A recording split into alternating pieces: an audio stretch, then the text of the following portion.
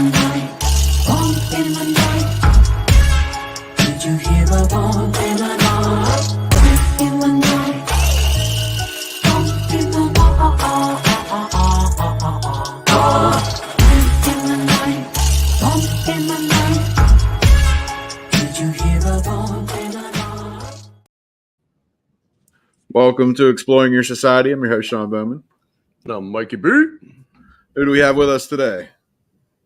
You got Brie Hollingshead. What's up, Brie? What's up? Be like Brie. Hashtag be like Brie. Yep, got it right here. So tell us a little bit about what you do. Okay, so I travel to historically haunted locations, and I try to draw attention to the hidden gems, the locations that a lot of people don't know about, haven't been to. I mean, I go to bigger locations too, but I try to focus on like the smaller, just locally known locations so people across the United States and the world will know about these.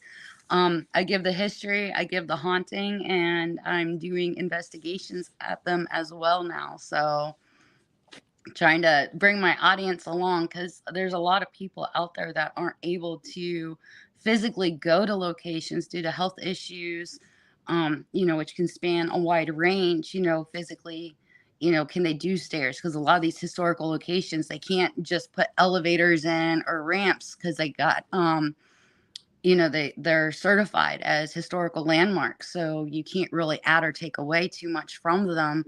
So they're not able to go and enjoy these locations. People financially can't get to them, or distance-wise aren't able to get to them. So I'm able to go live on these investigations when I'm highlighting, and then they get a front row seat to learn about the location, and then also get a chance to do an investigation too. So that's kind of my thing right now, Yeah. How long you been doing paranormal, Brie? I've been dealing with the paranormal since I was 6. But I've been doing paranormal. My first road trip officially kicked off June 30th of 2023. So, like, what, 5 months? You've been going hard, though. It seems like you're somewhere else like every other day or every other week or whatever. Oh, yeah.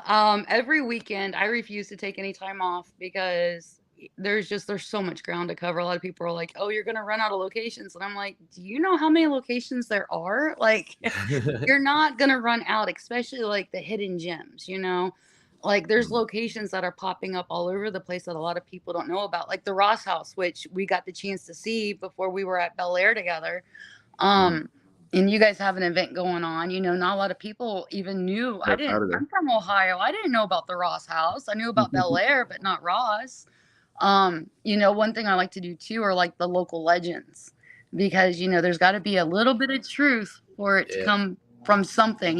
Granted, it's a telephone game and it gets blown up, but where's the truth in it? Is there really a haunting? Is there really the spirit of somebody? I think those are so fun to do too, and bring attention to the local location, because then you're also helping out like small businesses for those who decide to take the trip and go investigate themselves and see and explore. So, I've been doing road trips as well now, and trying to hit as hard as I can where I can. I just actually nailed down, not next week, but the weekend.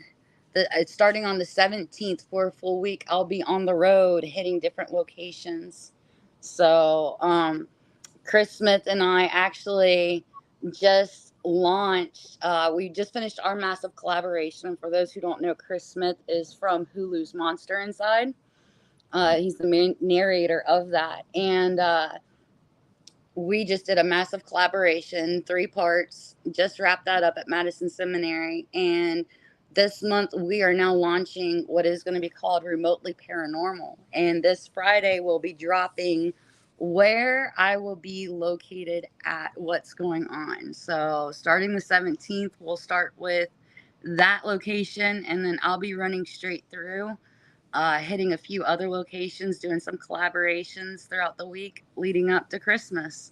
So it's real exciting. That week, I can say I will be at the Conjuring House. Actually, Nick's going to be there with me. So we're super excited about that, and it's going to be in tandem with Spooky Ventures, my friend who runs that. So that's awesome. yeah, I'm super stoked about that. And then we're ending the year going back to Hinsdale. Yeah. So yep, 3 days, 2 more nights at Hinsdale. I'm super stoked about this one. It gave Yeah, me my most totally. terrifying experience, but I'm not gonna let it stop me. I love that place. That place, there's just something that just draws you right back to it. Can you For tell us a sure, little bit for about sure. that, about the terrifying experience? Oh yeah.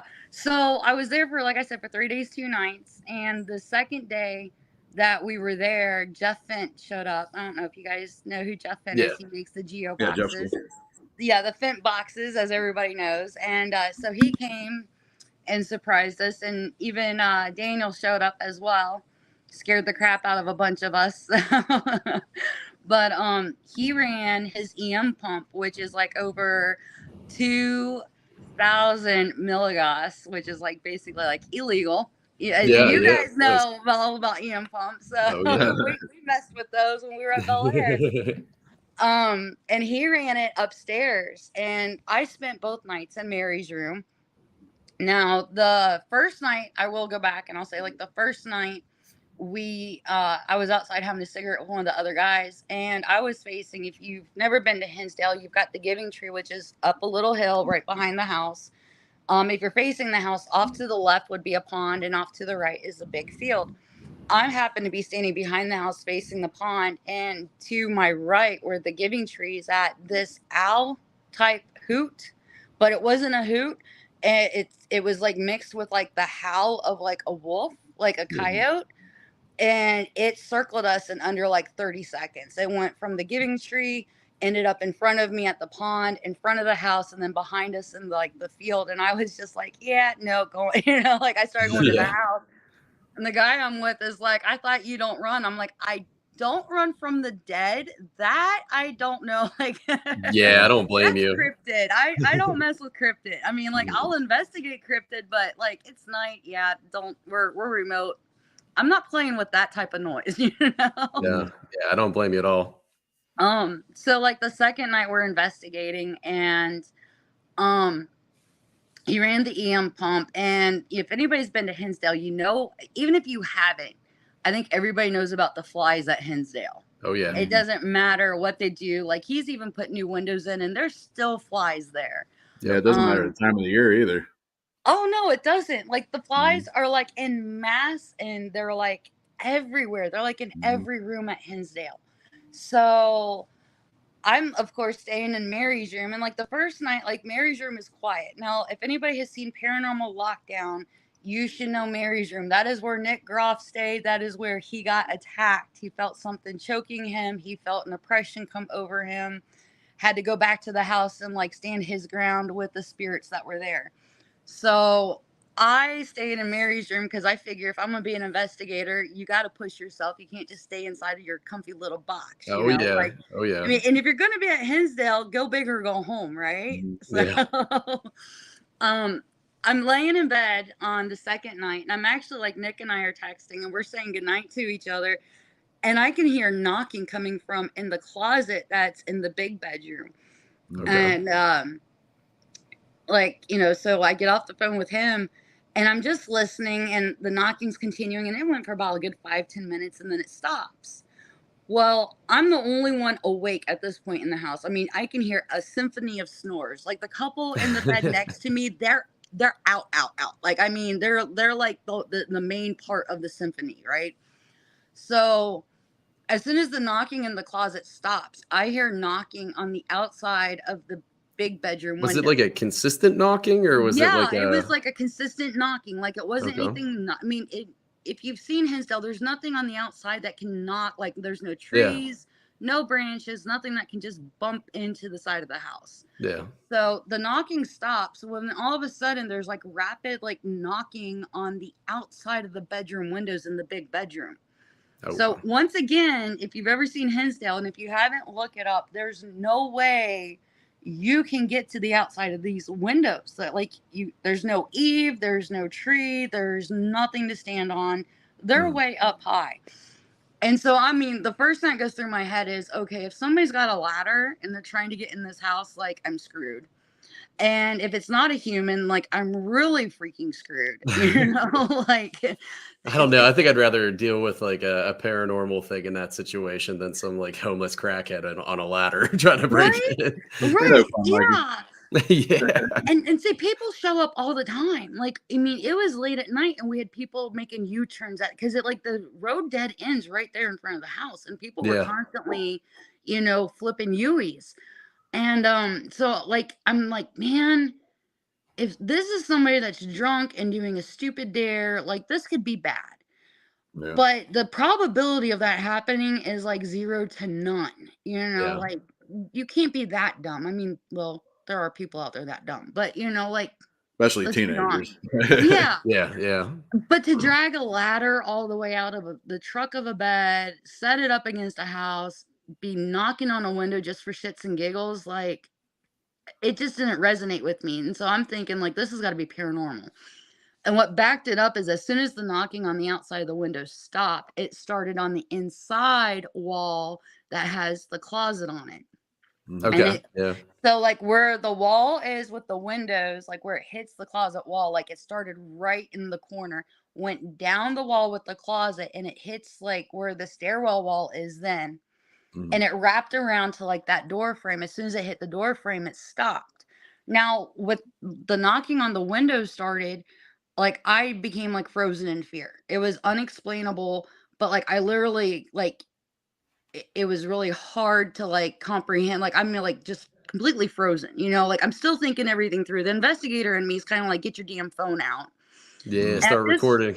Yeah, start Yeah. recording. You've got something going on here, but at the same time, I've got these flies. These flies are going batshit crazy in the room. They're like Japanese bombers. They're like Yeah. diving down. They're bouncing off my face. What time They of year hurt. was it? This was in October. Okay. It was the end of October. This was the start of my 3-week road trip that I did out to New England. Yeah. So I kicked it off with Hinsdale. And so I was like laying on my left side and I'm facing the wall that's got the table on it with the dolls. And I'm in the fetal position and I pull my blanket up. So like it's wrapped around like my eyes, my mouth, trying to protect my face. Cause these flies, like they're like the size of little pebbles, like baby grapes. And they're just Yeah. bouncing off my face, going back up and diving back down. And I'm just like, oh no. So like I moved my blanket up, but like I can't move. Beyond that, I could not move. Like this unexplainable fear or just you can't move, and I'm like trying to rationalize, like, why am I so scared? There's no reason to be scared. Like, I've had all kinds of crazy stuff happen to me my whole life. I've never been this scared in my life. So when the knocking stops next to the stairs, I start hearing somebody walk up the stairs. And I'm like thinking of all 4 people, well, now 5, because Jeff ended up spending the night, that are downstairs. I'm like, hey, it's too heavy to be the 2 girls from Canada that came down. It's too light to be Mike, who is like the bigger of the 3 guys downstairs. I'm like, hey, please, I'm really, really hoping this is Jeff. Let it be Jeff. He's like a big brother to me. I'm really hoping this is Jeff walking up the stairs, like getting ready to play like, a big brother joke on me. It hits the top of the stairs and the floors are still wood upstairs. I should have heard like footsteps continuing. There was nothing. And For anyone that doesn't know, too, the bathroom's on the first floor, so they wouldn't be walking upstairs to use the bathroom either. Yeah. Right, yeah. The only rooms upstairs is you got Laura's room, Mary's room, and then I think it's Claire. Like, was it her name Clarabelle? Claire, Like, yeah, Claire. It's yeah. Claire's room, which is the big room that the couple is sawing logs in. I mean, they're still going to town, not moving, just snoring away. And you get that feeling that something's next to you, somebody's walked up on you, without looking that somebody's there. I can feel a presence next to me and I'm just like, oh God, please let it be human. Like I just remember in my head just thinking repetitively, be human, please God, be human. And don't be a crackhead. Right, don't be a crackhead. Let it be Jeff playing a trick on me. Like maybe he's got his socks on and now he's tiptoeing he's sliding across the floor, right? Like let it be Jeff. And I'm like, okay, I need to, but look, before I take the blanket off. Okay, let me back up. So I can feel this presence there, but we've got the lamp. There's a desk in Claire's room that's got an old-fashioned lamp where you can like make it a soft glow, like the light on bottom, the light on top can turn on. Mm. And we're just like a soft glow where it's the bottom of the lamp that's on. So I'm looking at the table with the dolls on it, and I'm listening to all this stuff go on. And I watch, it's not a shadow. Like, like you see things like where a shadow overtakes it, it gets gray or it gets like a light black. Mm. It's not that. Like the dolls fade to black as black can get. I no longer can see where the dolls are. And I'm just like, oh shit. So like my heart's racing even worse. I'm holding on to the blanket. And the space in between the dolls and the bed now fades completely to black. I Oh can't wow. even see. And I'm like, hey, this is really close to me. Now I'm really feeling this presence next to me. And I'm like, hey, be Jeff, be human, not a crackhead. like please let this be human. And so like I pull the blanket, or before I pull the blanket back, like I'm feeling this, and I can tell that they bend down in front of me, and I hear like this guttural from like the depths of hell, and it's a male, like a but it's long, and it's like it's almost a growl but not a growl. I mean, it's just like an exhale of breath real deep in my face. And I'm just like, oh god. So like I move the blanket, and like there's nobody there. Yeah. I don't even think my feet hit the floor. I think I jumped from the bed out the door at this point. Like I was like, nope. like like no. And so I'm standing there. So like at this point, I'm in Claire's room. Now the couple sits up and they're like, oh, Brie, what's going on? And I'm like, how are you guys sleeping through? Like this makes no sense So I turn, and they described my shaking as like practically like hyperthermic shaking. Yeah. Now I Yeah. knew my eyes had like welled up with tears, but I didn't realize I was crying. Like it was just silent tears. They said tears were just streaming down my face. So I replay everything to them that just happened, and as soon as I finished talking, like even talking about, like I got goosebumps right now. Mhm. Like I'm finally to the point where I don't cry. I used to cry relaying the story. So I hear noise coming now out of Laura's room or downstairs, and I'm like, "Do you guys hear this?" Like it's a lot of like it was almost like um how would I describe this? Like a potato chip bag being crumpled Oh, was okay. what it sounded like. And I'm like, "Do you guys hear this?" And they're like, "Oh yeah, it's probably somebody downstairs. They've heard you. They're now coming to check on us." Well, if you're in Hinsdale, there's a nightlight. I can't remember if it's in the kitchen or in the bathroom. Mhm. And when you look down the stairs, you can see straight down into the kitchen. You can see straight, like in the big room, like you can see right into these rooms. It's so easy. So I can see into Mary's room, and it's still black as black can be next to the bed. So that's a big nope. I'm looking into Laura's room, and I'm looking down the stairs into the kitchen, and I'm like, you guys, there's nobody in the kitchen. As soon as I say that, you can hear whatever is in Laura's room literally like drag itself up the wall, Mm. drag itself across the wall to the door frame. And I'm just thinking to myself, I'm dead. This is a cryptid. This is what was on the outside of the like. I'm the Yeah. first line. These people better like run. Like you better learn how to like tuck and roll outside the window and hope and pray you don't break your ankle. Like I will take the fall. And I'm expecting something horrendous to come out of this door frame, because it was like at this point, like I just felt sick, like that dread, that fear, that you feel like when you're just like the most scared of. I can't even describe it, but it was like I just felt sick, and I'm just waiting, and nothing shows up. The noises stop. I wait about 10 minutes, finally stop shaking, and they're like, "Are you good?" And I'm like, "Yeah, I'm gonna go back to bed now." And I went right back into Mary's room, like, and I slept for the night, and I fell asleep, and I slept really hard that night. But yeah, that was probably the most terrified I've ever been dealing with the paranormal. Like I said, I grew up with this. So like, yeah, that Hinsdale will give you, yeah, if you're open to it, Hinsdale will definitely deliver. Oh And I yeah, for think you've got sure. to have the right people with you though too. Yeah. So yeah, if you want a good place to go to, Hinsdale's definitely definitely one of my faves. It's kind of crazy that you mentioned about not having the camera, because I probably had one of my best paranormal experiences outside of my first one, where I heard I was doing a flip, like my uncle does flip houses, and I was doing one, and I heard footsteps coming up the stairs. All the lights were on. I thought a homeless person broke in, so instead of grabbing my camera, I grabbed my gun. But there was Oh, no one, and it walked up to the top of the steps.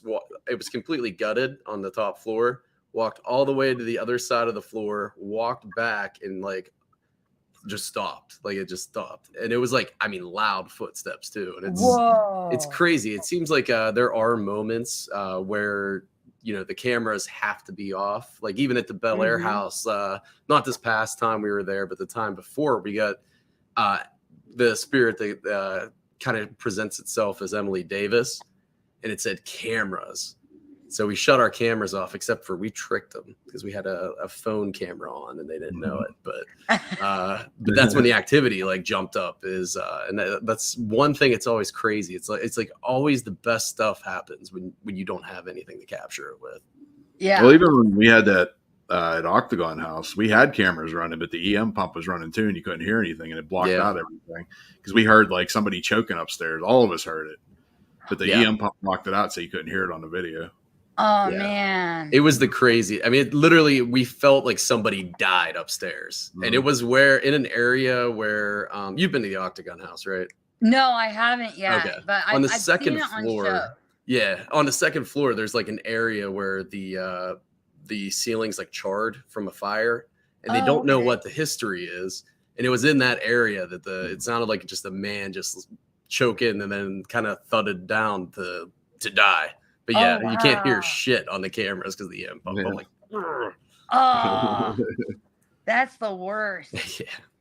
And you know what some of the best things are too is like the best captures on camera. Like one thing that I love, like I just posted this, I believe, yesterday I just posted it. The disembodied voice that I got at Madison. I'm running live. My viewers didn't even hear the disembodied voice, but when I play it back, and it's so interesting how they're able to manipulate our electronics, they know what's going on. They know when to present themselves, like it's just insane. And the voice that I caught, like it's in two different parts. And one of them, I didn't even catch it. I was playing it for Nick because I was playing it back because I'm sitting in these chairs at the foot of the bed that's in the asylum, and I've got the camera facing me, and I can hear something thud, like stomping across the floor towards me, and I'm like, I'm thinking it's Chris. He's coming to let me know my half-hour isolation's done, and I'm like, hello. And when there's no response, I'm like, oh shit. Like, so I grab my camera and I turn my camera around to see if I can see, if there's any shadow plays or not. And where the thud was in real life to me and on the camera, you don't hear the thud. You hear a voice say, it's coming. Oh, wow. So it was like so interesting to me that you don't hear and it was a loud ass thud. Like it was a loud ass stomping. So like I was real surprised you couldn't hear it, but instead you hear that voice. So it's like that voice like took that part, and you can hear it plain as day. It's coming. And when I turned the camera around, I tried to do the captions on TikTok. The captions on TikTok caught "thank you."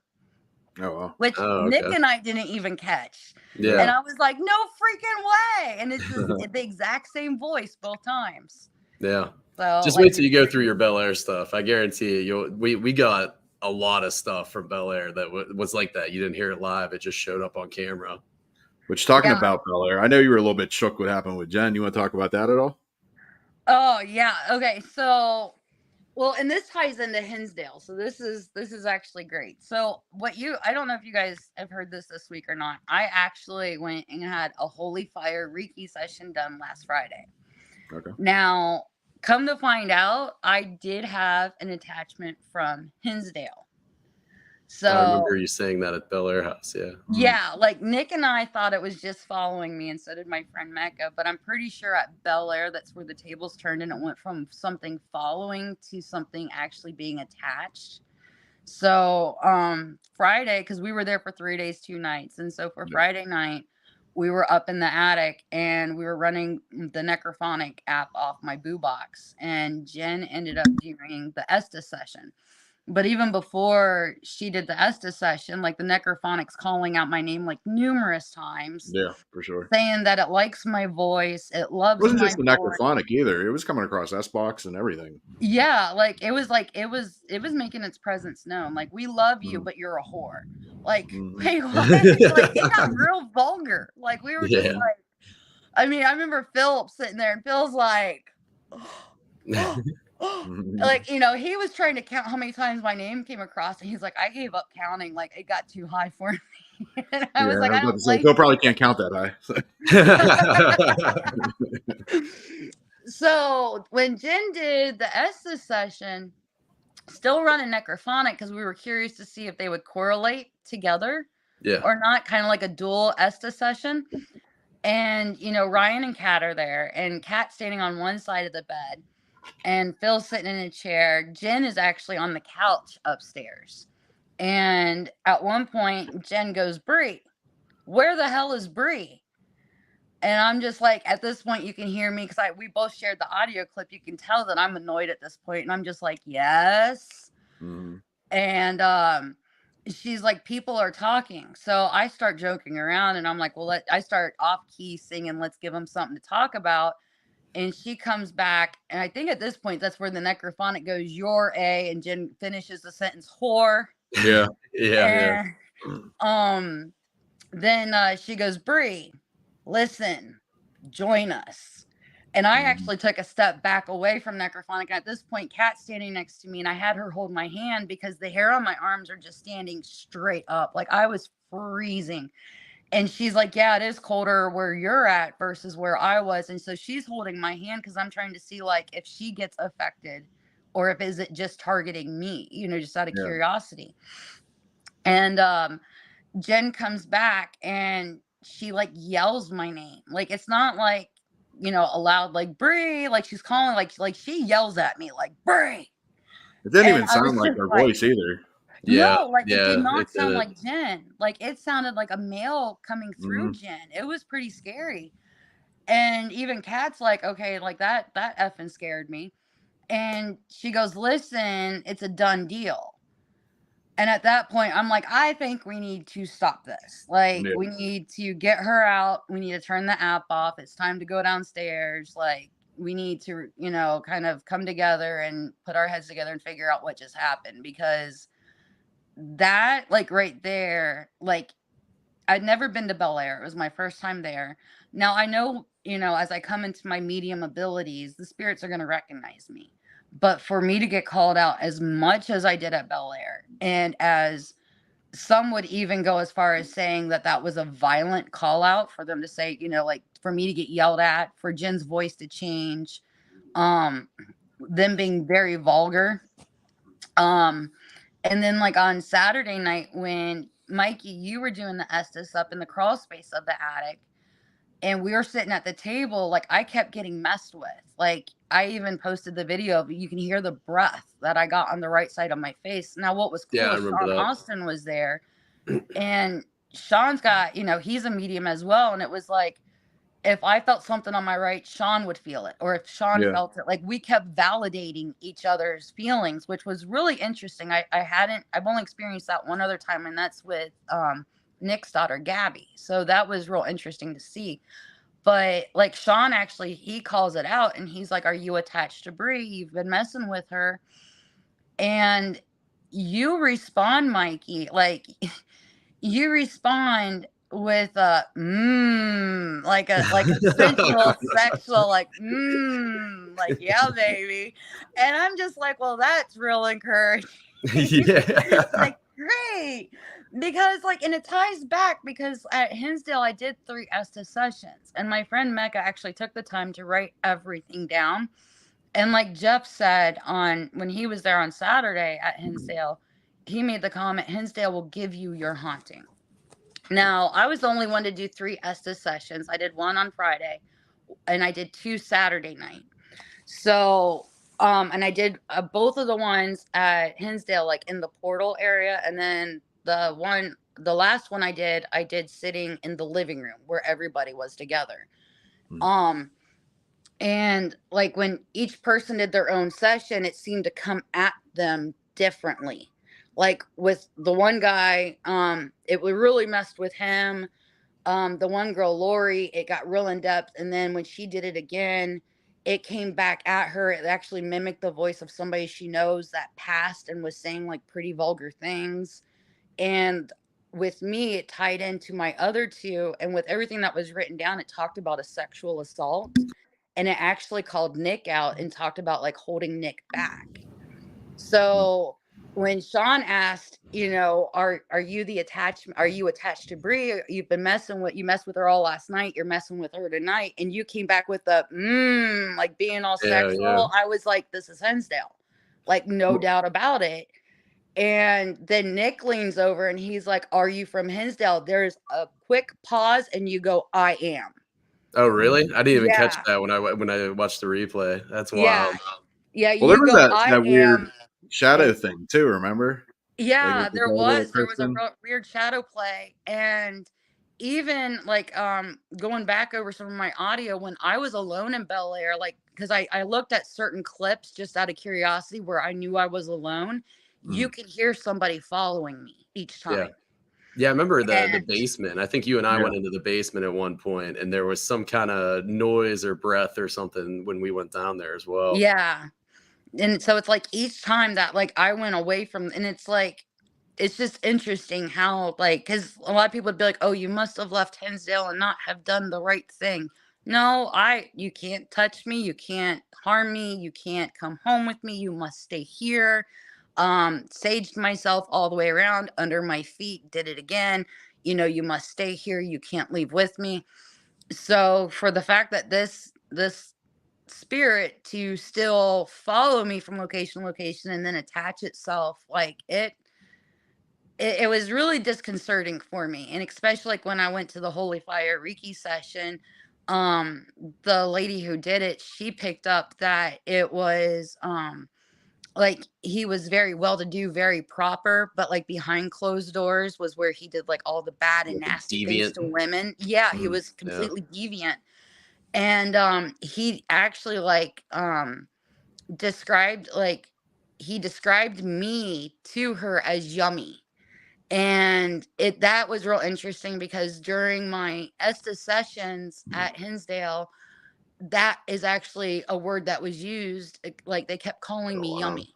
Yeah. So like it's just weird how like it all played together, you know, because you didn't know anything about Hinsdale because you weren't there on Yeah. Friday when I had talked a little bit about it. So Yeah. Yeah, because I mean, I just showed up. We did a little lip syncing and then went right into it. So Oh, you yeah. just dove right into that lip syncing. Oh, yeah. that was Put awesome. the holy diver on. You were right in there. You know it, baby. I was like coming in like a studio wrestler. You got that Ronnie James Dio kicking. Oh man, But that no, that's was crazy awesome. too. Just going back to the Hinsdale, you said that it affected the three of you differently. That kind of reminds me of the Dandy story, where the little girls are at the lake and they see the woman or the pond, and they see the woman dancing, and each one of them saw her differently. And it seems Yeah. like that's a big theme at the Hinsdale house. Is just everybody will say they saw something or experienced something, but it's always different. It's always a personal perspective. Oh I know yeah. from us going there, like I didn't really have anything negative. I've been there twice, but I know there's some people that we've had on the podcast and I've talked to just separately that they won't go back there. There's stuff they won't talk about there. I know somebody else who was projectile vomiting there. Like there's been some crazy shit that goes on there. Yeah. That's crazy. Yeah. See, like I actually like when I did reveal that I'd be going back to Hinsdale, some people are like, are you crazy? like you dealt with something even like this week, because like this week I've been talking more about going to Hinsdale, and you know some people are like, are you insane? Like you just broke your attachment and now you're going back. And it's like, yeah, why would I not go back? Why am I going to let a location defeat me? A location is what you make a location. Can bad things happen? Yeah, but bad things can happen anywhere in life, no matter where you're at. Mhm. Yeah. Does that mean that you're going to completely stop doing and going? I mean, it might take a little bit to get back on the horse, so to use that analogy, but why prolong it? Why not get back on the bike and try to ride it down the street without the training wheels? I might as well jump back on and grab the bull by the horns, Yeah, go Yeah. fish with and yours. Yeah. I kind of look at exactly like with what I do with my road trips is I'm trying to encourage people to get out and go and do. And, you know, like with my Be Like Brie, it's not that I want people to be like me. I want you to go, I want you to pursue your passion. I want you to find you, because me coming into the paranormal was all about me finding myself. And I've been finding myself. And for the first time in my life, I feel comfortable with who I am. I can honestly say that I love who I am. I'm doing something I honestly, genuinely love. And I've met the most amazing people. I've made the greatest of friends, like you two, I consider like brothers. Yeah, definitely. It's been an amazing journey. It's all about what you make it. And, if I'm sitting here trying to encourage people to get up and go do and to conquer their fears, to conquer their bucket list, wouldn't it be kind of hypocritical if I let one location hold me down and keep me from doing what I love to do? I Yeah. can't let that happen. I got to walk out what I'm preaching right now. So, No, I I'm going agree to go do it. 100%. Mhm. Yeah, I agree 100%. I mean, there's one location that it's not even a location. It's a place that I had my first paranormal experience, and it was intense, and I do plan on going back. Just the logistics haven't been there yet. But Yeah. but yeah, that kind of inspires me. Like I might just go this next weekend or something. I'm Don't coming with let it you, hold Mikey. you back. Go do it, Yeah. Mikey. You got Yeah, it. yeah. You got this. But what was you said you had your first experience when you were 6. Yeah. Are you able to share that, or is Oh that yeah, I one you could keep totally share that. okay, Yeah, no. So growing up, I grew up in a one-bedroom house. And so upstairs you got the main bedroom. It's actually a house that was built pre-Civil War. It's one of the oldest houses in Groveport, Ohio. One of the first houses on the block. And so upstairs you've got the bathroom, like a sitting room area, and then you got a big bedroom. And so when I was little, the big bedroom was my bedroom, and I grew up there with my mom, my dad, and my twin brothers. So I'm laying upstairs, and I've got twin beds that are side by side, and one of them, of course, is covered with like every freaking stuffed animal known to mankind, because that's what little girls always end up getting somehow, some way, is a stuffed animal for every birthday and holiday. And I woke up in the middle of the night, and I rolled over, and I'm looking at the other bed, and I see my mom, and she's got her back to me. And I'm completely thinking this is my mom. She's got on the flannel nightgown, the 8-bun hairdo. And I'm just like, I remember getting ready to say, hey, mom, like, ask her, like, why are you sitting over there? Because it did not make sense for her to be sitting on that far side of the bed, not to be sitting next to me. Because I've woken up in the middle of the night with her sitting next to me before. And now we also had the light on in the bathroom to like illuminate, because with it being an 1800s house, it's got the spiral wooden staircase. Oh, that's It's like awesome. real narrow. So my mom always left the bathroom light on for me, so in case I had to run downstairs, I wouldn't like trip and fall too bad. But I mean, I trip over flat surfaces, so come on. um and so the light is shining in my room, and I'm getting ready to ask mom, why are you in here? And what I believe to be my mom starts to turn her head. Now, as she's turning her head towards me, the light is shining through her face. Oh. And I can see the 1960s, 70 dresser with like the big mirror with the shelving on the side of the mirror. And I'm just like, yeah, that's a no. I'm like, all right. So, like, I don't go running and screaming from the room. I'm still, how I was at 6 is still how I am on investigations. I don't do it. I just rolled over, pulled the blanket over my head, and when I woke up in the morning, went downstairs and told my mom, "Hey, I saw you upstairs, but I know it wasn't you because I could see through your face." And she pulled out a picture of my great grandma, and come to find out, it was my great grandma I was looking at. And the wow. weird thing is that my great grandma had no affiliation whatsoever with this house. My dad actually bought the house for his ex-wife. So there's no affiliation whatsoever to this house with my mom's side of the family. Hmm. So that was really interesting. And since then, like, I've had all kinds of weird occurrences. In that house, we would have poltergeist activity. I remember when I was 16, we went to Gettysburg for the first time for a family vacation. It was our first big family vacation, like out of state, that we could afford. And we were actually parked right next to the cemetery. And like those books from like the 90s, I know they still publish them now, and they even still have umpteen volumes of them, but like The Ghost of Gettysburg. Yeah. And so my mom had bought it, and I had read it and had just completed it.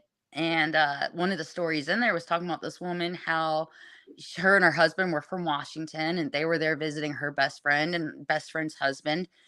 And she, in the book, had said, just for shits and giggles, I asked if anybody wanted to go back to Washington with me. And for the next 8 months, they dealt with poltergeist activity in their Oh, home. geez. Her Yeah. friend had to come up to Washington and visit. And when she left, she was like, I'm going back to Gettysburg. Do you want to come back home with me? And then that's when the activity stopped. Hmm. Well, I lived in a home with paranormal activity. I totally believed in it, but I'd never heard of somebody bringing something home with them. That was a whole new concept to me. And I was kind of like, that's BS. Like, I mean, I'm 16. Plus my mom made me mad. So like, I'm trying to think of like, what can I do to like, really like irk my mom right now? Like, oh, I'll bring a ghost in the house. Yeah, bring a ghost home. So like we're standing outside the Civil War part of the cemetery, and I'm like, hey, we're getting ready to go to Ohio. Anything want to come home with me? I thought my mom was going to skin and boil me right there in the middle of Gettysburg in the street.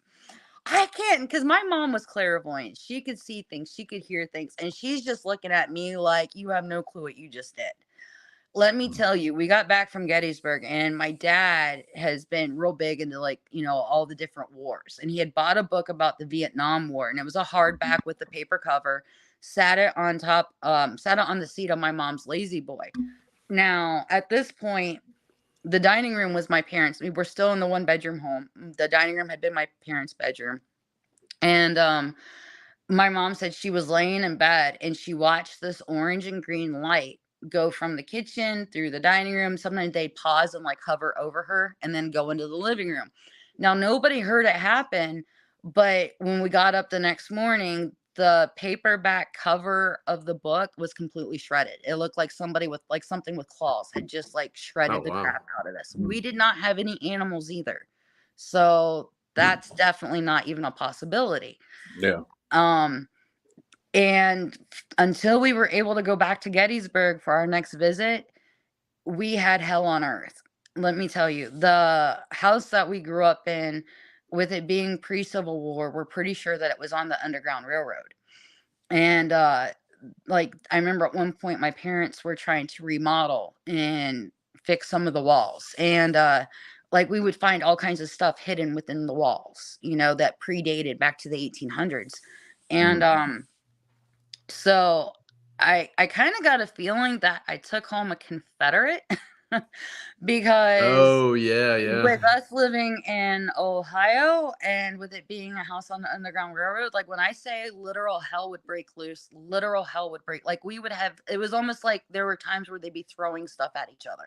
Yeah. Like stuff would be simultaneously going from one side of the room to the next. Like they were just like throwing stuff at each other, or you could feel like they were fighting, and like the lights would go out, like bulbs would literally burst in the sockets, like the energy would just get so violent.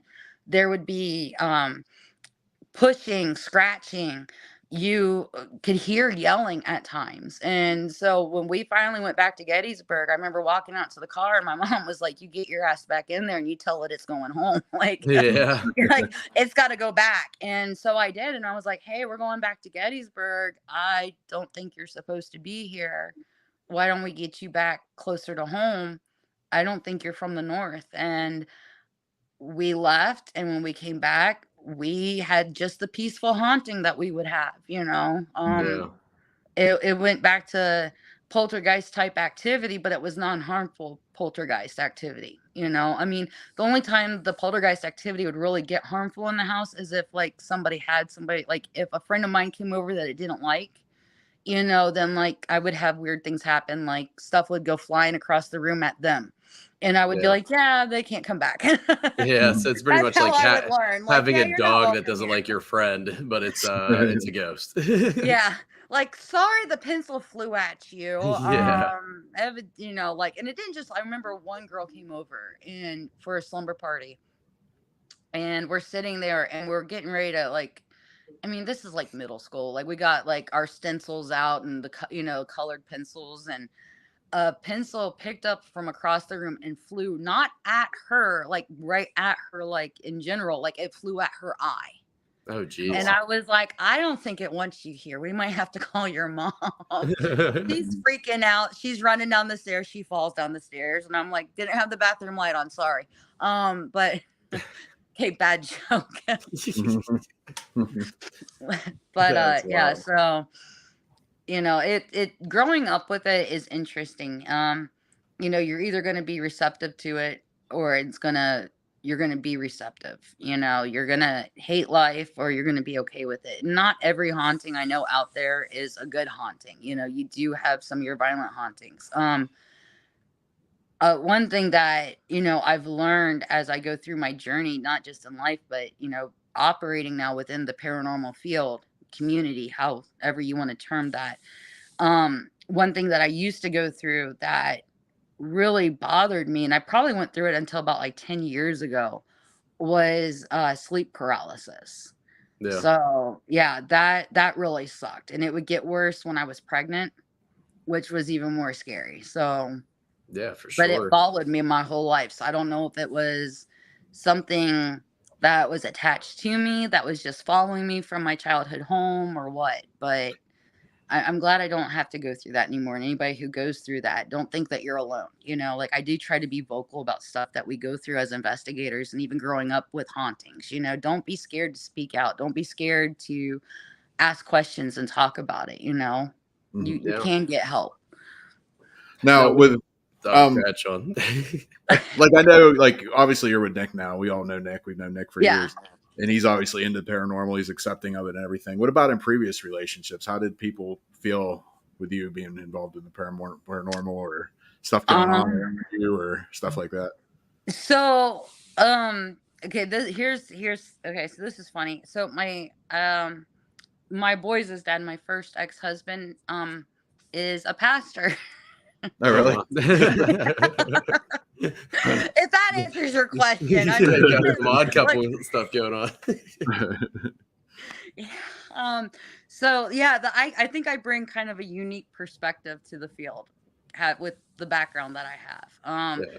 But you know, so of course that was not really acceptable. And by the time we divorced, that's when they were coming out with like Paranormal State and not Destination, sorry, Zach Baggins with it, you know, and Ghost Sean Adventures. Zero. There we go. Sorry, Sean Zero. Just call it Sean Zero Show. Yeah. Well, I liked the first few seasons up until they got rid of Nick Groff. It was good when they got rid of Nick Groff, and that's when he got the ego, you know. But yeah, you know, I raised my boys as a single mom. I raised them watching these shows, and I went through a divorce this year, and it was actually my 18 and 19-year-old. They sat me down and they were like, Mom, you need to pursue your passion. Like, you raised us on the paranormal. You know, why don't you start going to events? Why don't you start going to the Paracons? You know, start pursuing it yourself. And that's what really kickstarted me into doing it now. You know, like, who knew going through a divorce? I guess you would call that my early midlife crisis. You know, like some people go buy cars. I go and chase the dead now. So yeah. I would say it's cheaper, but you know, it gets expensive. Well, I mean, depending on what equipment and, you know, the location you're going to, you know. Yeah, exactly. It all adds up, I guess. Yeah, Mhm. Tax write-off? I don't know. there you go. There you go. So, going back to when you were younger and you were living in the household and having that activity, I know it was like pre the shows and everything. Were there any techniques as a kid that you were using to try to communicate with the energy? Well, like I'm learning now that like I've got medium abilities. And when I think back to it, like growing up I even had abilities, but with my first marriage and previous relationships afterwards, the paranormal was frowned upon. No, you're supposed to be a Christian and Christians don't watch this stuff and this isn't allowed in the house. And you're not supposed to be able to do X, Y, and Z. That's frowned upon, and um it- so it's like you go through trauma, you go through being told you're doing stuff wrong and you shut down. And the more I think about it and I look back to it, like I I had the abilities that I'm I guess you could say rediscovering. I had them when I was growing up. I like I've been talking to my aunt about it, and like I remember my mom and I having conversations. Like I told you, my mom had abilities, and I remember my mom walking me through how to not be scared, like it's okay. This is how you breathe through it. And if they touch you, as long as it's not scratch, like my mom letting me know, like, your great grandparents are here. They're gonna let you know that they're here. They're gonna touch you. You're gonna smell the cherry tobacco, and it's okay. Don't be scared. And I never really was scared. It felt natural to me. It felt like it was okay. It never felt harmful. Um, I mean, there were a few times where I was kind of like, I don't think I'm really liking this, like Mhm. you could tell when something else came into the home, Yeah. and Groveport, where I'm from, has a lot of ghost stories. Now, are they legend? Are they true?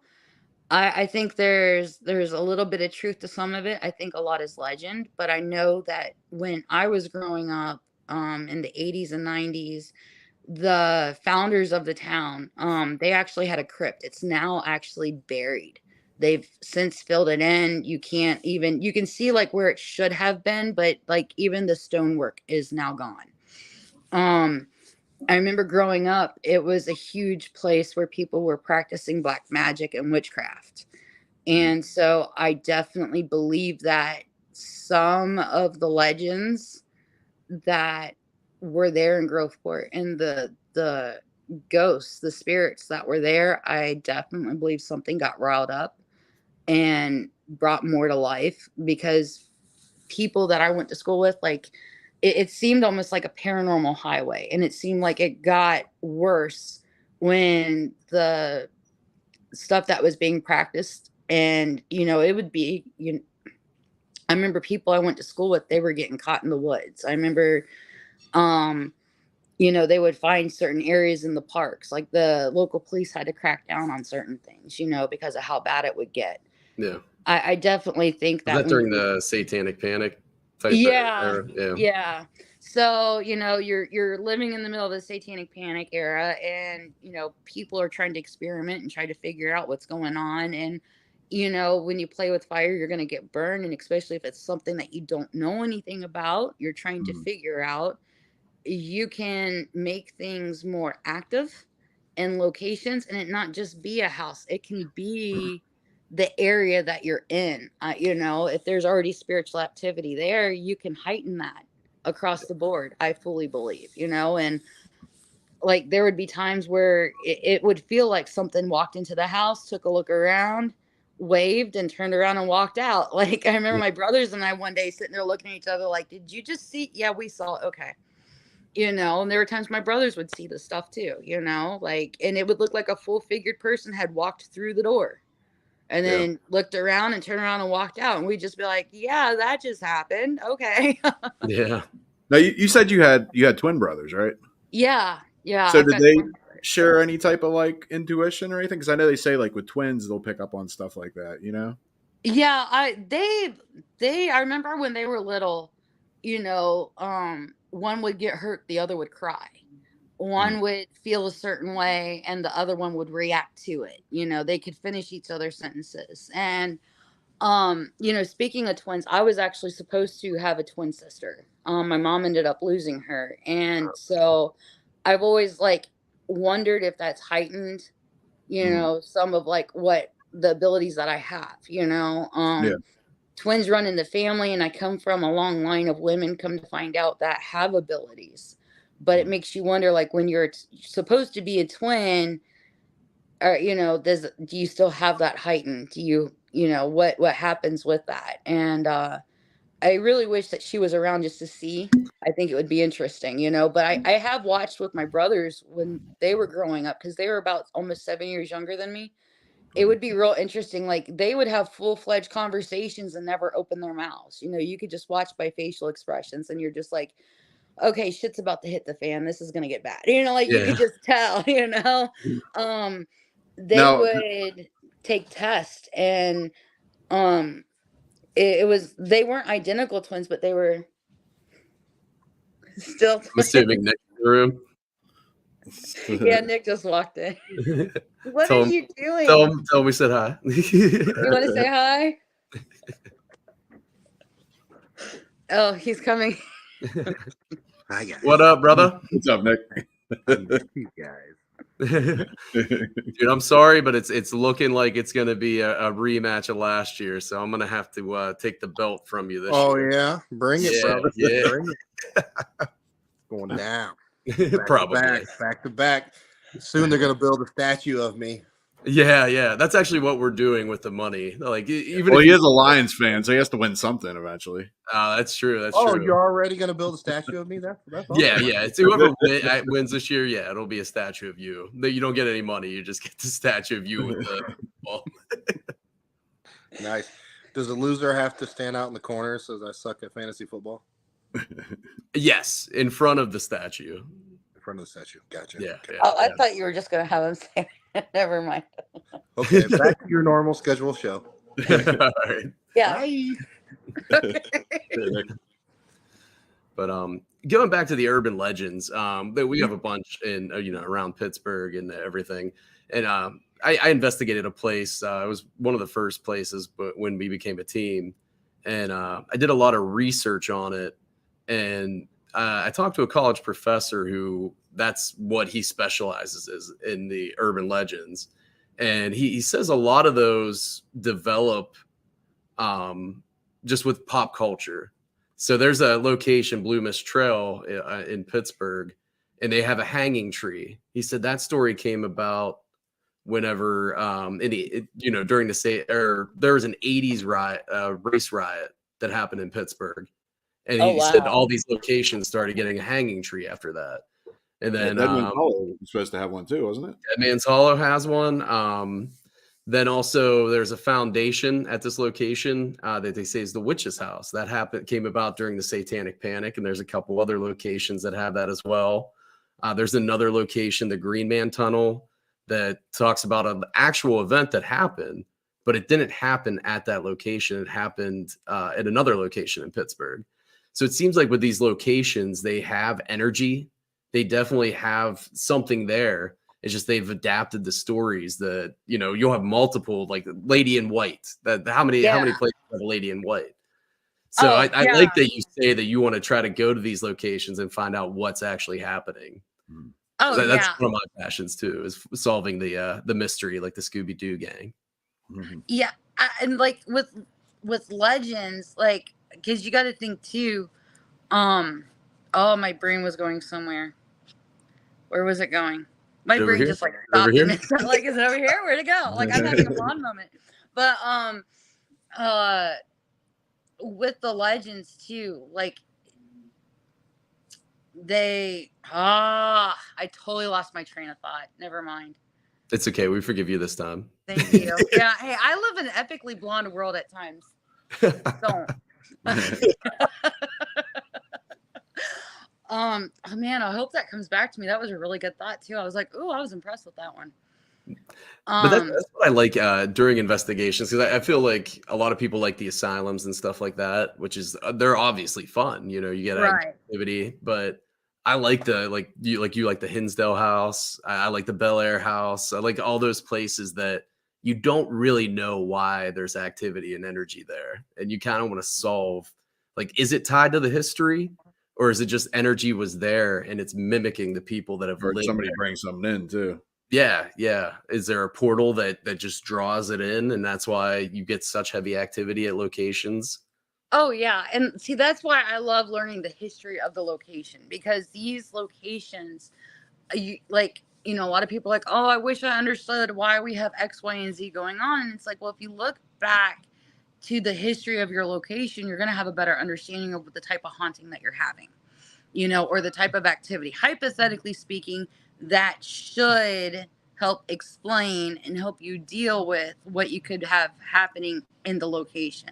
Now, with, Hinsdale, you know, there's so much history that goes back to it, because you got to think, like, even George Washington sent a battalion of soldiers out to that local area to eradicate the Native Americans that were causing havoc for his soldiers during the Revolutionary War.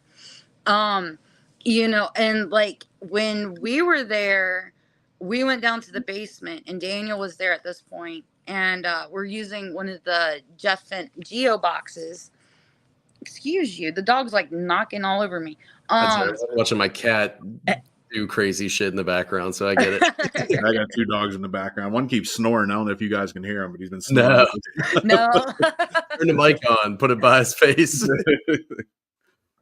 So, like, stop.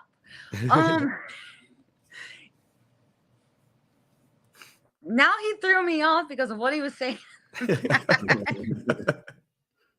Your brain went somewhere else again. Where is it? Totally. Like, okay, so with the geo box, we were down there and you could hear actual lines of fire coming in.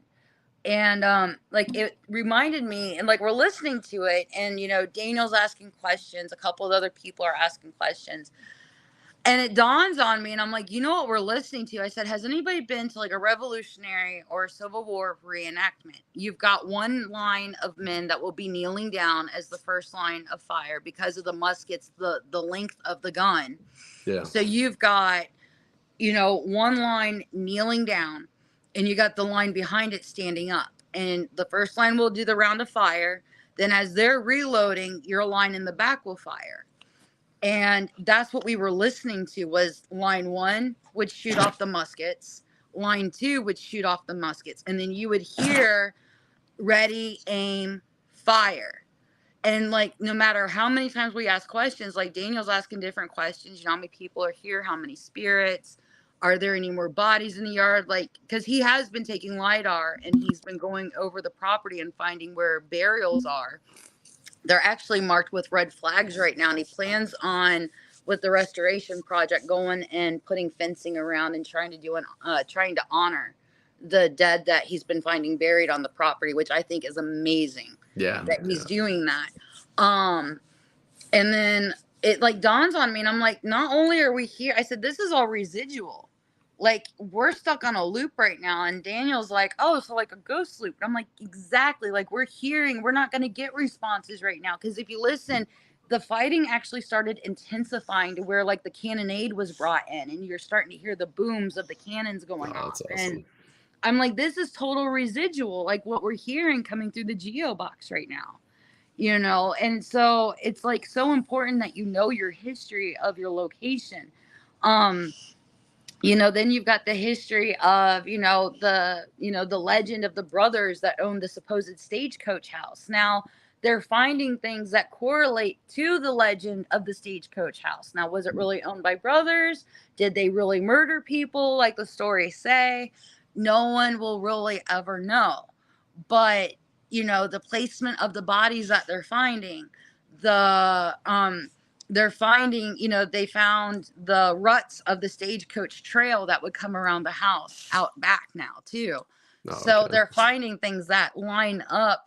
And this is why I love the legends, is that there's always truth. It's got to start somewhere, and then it turns into the telephone game. And then the next thing you know, there's like, the boogeyman under the bed. Now, what's great, and this is what I was going to say, is that with legends, like, you were talking about the other places, can we speaking enough about, telling the story, are we speaking that into being existent? Are we bringing that Yeah. into existence? Because you got to think, we've got spirits all around us. A lot of people are like, they want to use the D word, when in all honesty, it's not a D word in a location. It's just a really pissed off person. They were an asshole in real life. They died. And guess what? They're still an asshole. And they're tired of people bringing in things and saying, can you make the green light up for me? Yeah, that would get They're annoying. like pissed. They're Yeah. tired of it. And so what are they doing? Oh, well, I'm going to mask myself now as what they think is here. Yeah. So maybe they leave me alone. What do you think with Or that in mind? Do you think, like, even if you study the history, do you think it could just be at these locations that there's energy that's always been there and it's using people from the past that actually lived there or, lived in the area and just personifying itself as those people, and it's not actually the spirits of those people, it's just energy personifying itself as those people? I think that brings up a really good point, because you got to think, we got ley lines, and a lot of people are huge believers. Ley lines, limestone, there's different types of stone that are huge, either holders of energy or conductors of energy. And with ley lines, that's supposed to be a huge, like where the ley lines are, that's where a lot of stuff can come through. There's a lot of energy there. A lot of places are more active where there's ley lines, so you always got to look at your ley lines. You got to look at, what is the foundation of the home? What type of rock is underneath 3 feet of dirt under, around the home? Is there water nearby? I do believe that water is a great conductor of electricity. When I was at Madison Seminary with Chris, one of the questions I actually asked my audience when I was on TikTok was, now, if it was warmer, I wouldn't be in the middle of a whiteout snowstorm right now. I would be probably in the middle of a massive thunderstorm. And with thunderstorms, you've got a higher conductivity, with all the electricity. That's going to heighten spiritual activity, hypothetically, a lot of people believe. Now, would you say that the reverse would be true for a whiteout snowstorm? Because it's basically the same thing, it's just colder. So do you believe that the electricity from that, do you believe all the, like, with the elements being just right, do you feel like that could heighten the location that you're in? Just there's so much that, like, I don't feel like the paranormal field would ever die out, because there's so many things for us to test, for us to theorize, for us to figure out, is this really how it works? And we're never going to know till we die. I still think we're like in the infant phase of like paranormal investigating. yeah. Too. Oh yeah, 100%. Like yeah. a Pong or a Atari or something right now, Yeah. Oh yeah. We're doing Pitfall. We're jumping from the gator's mouth right now. And swinging from the vines. So,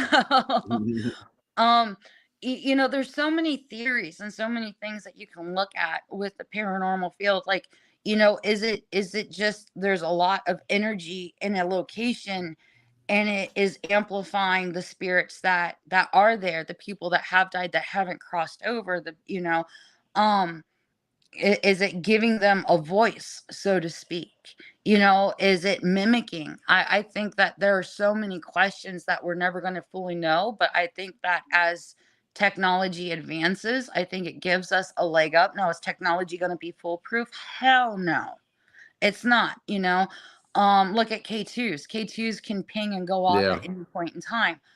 I like K2s, but I only like them after I'm able to clear an area and say that without a shadow of a doubt, there's nothing here that's making it go off. I have had intelligent responses and conversations, just knows, at Old Hospital on College Hill on the 4th floor with the nurse. And that bad boy would go red and stay red. I'd never seen a K2 do that before. And it did that consistently, and I've had it happen at other locations too. Now, could it be because I operate at a, like Nick would say, I operate at a higher frequency, like closer to where, the paranormal, the spirits are, which is why I can hear them, I can see them, I can communicate with them better than somebody who just sees glimpses or gets the feels of a room, you know?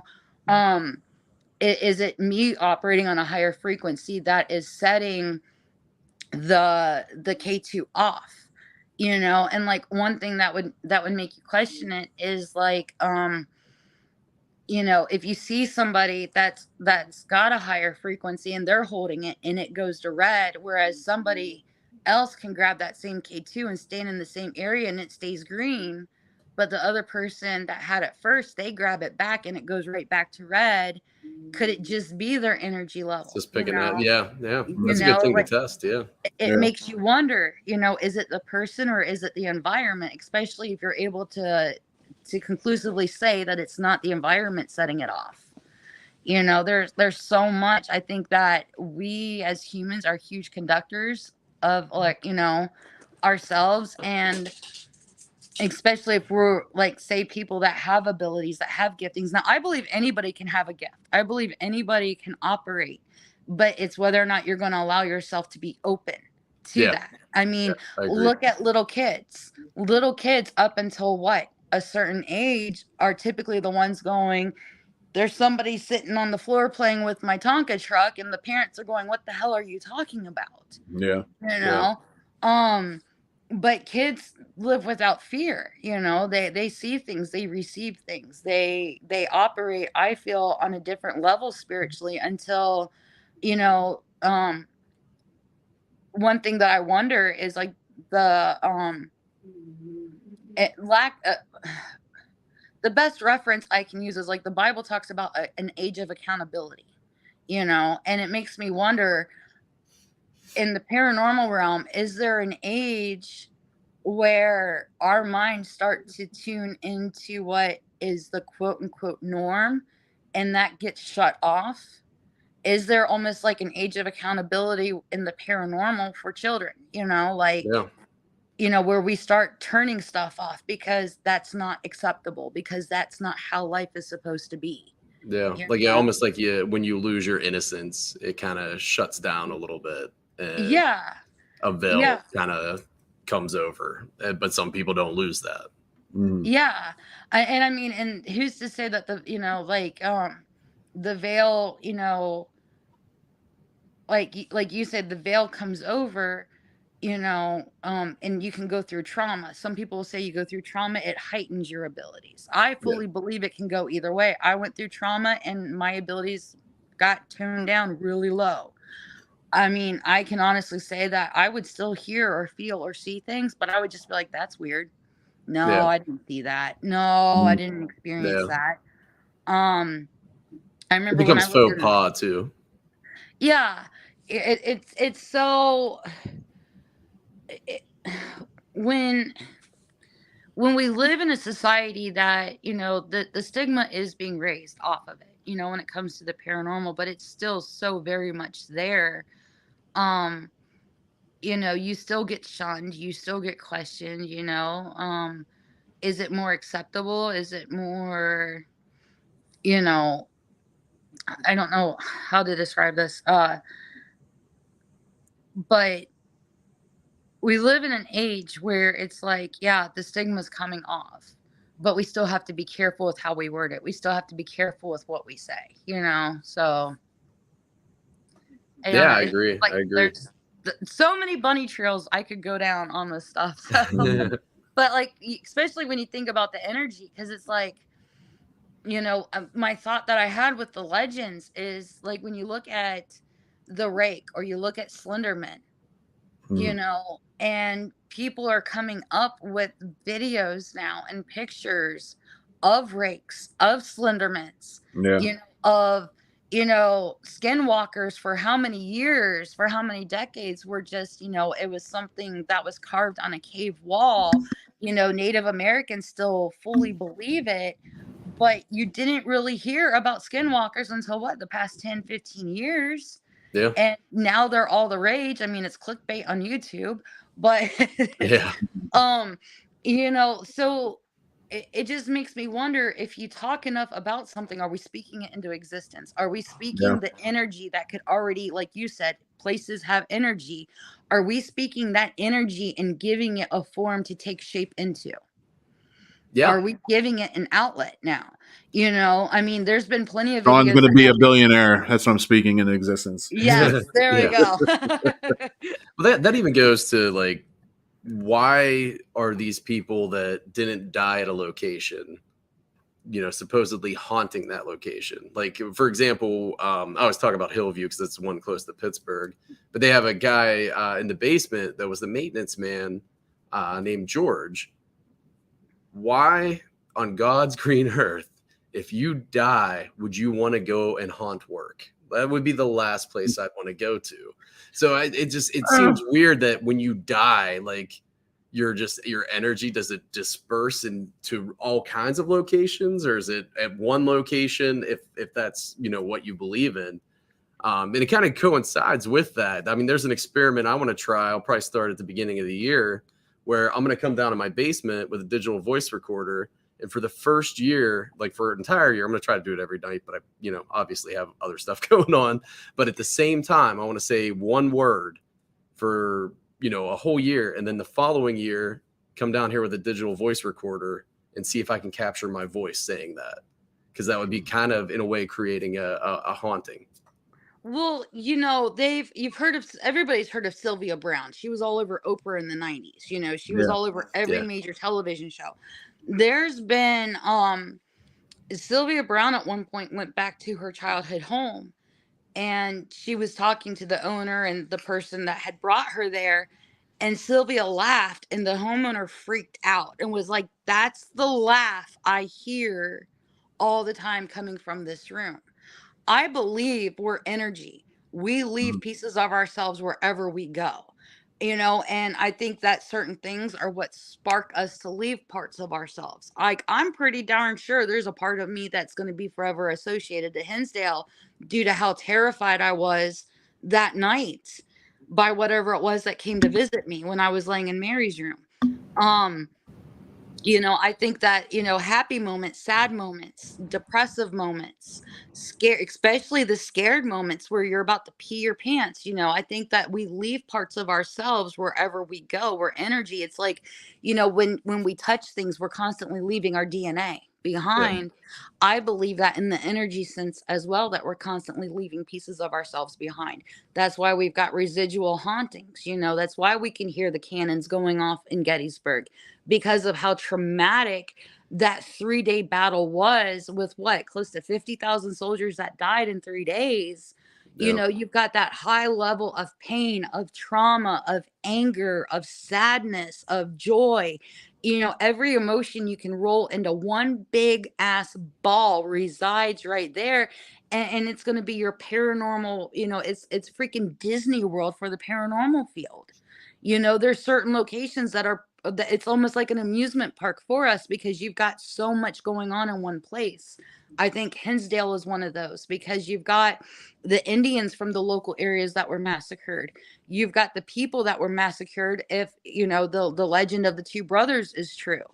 You've got all the reports of cryptids in the local area too, which just add confetti to the whole mix. There's so much that just goes into all these locations. I think that when you have a location that you've got somebody that is performing their job. How many of these places like Hillview, Edinburgh Manor, you just name off all these asylums and hospitals, and there's always a damn janitor or guard in the or basement. something. There's always a janitor. There's somehow, some way, there's always a janitor. And it makes me wonder, are they stuck there because they felt like they didn't finish their job? Is it residual energy? Well, if you're getting intelligent responses, therefore it can't be residual if it's giving you intelligent. So is it something that is masking itself as the janitor that was there because so many people kept asking for hey, Bill, we know that you were the janitor. If you're here, can you give us 3 knocks? And so whatever was there started resonating and saying, well, hey, I'll be Bill. Yeah. You're not recognizing me and I'm right here, but because you want to talk to Bill and Bill's not here, I'll be Bill for you. Yeah. You know, like, is there another spirit that's taking on that form? Is it energy that's being spoken into shape of Bill? It makes you wonder, but I also wonder, could that have been, even if the person was an asshole in life and they're still an asshole as a spirit, like the Joker at Edinburgh. I always say that name wrong. Um, I got scratched when I was doing my live from there when I was highlighting that location.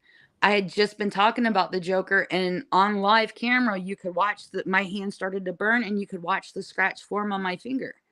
You Oh, know, um, is it just that there's somebody who is trying to communicate? When stuff like that happens, like there's so many things to look at, but I wonder, in places like these, could they, when you look at the time of when that person supposedly lived and died.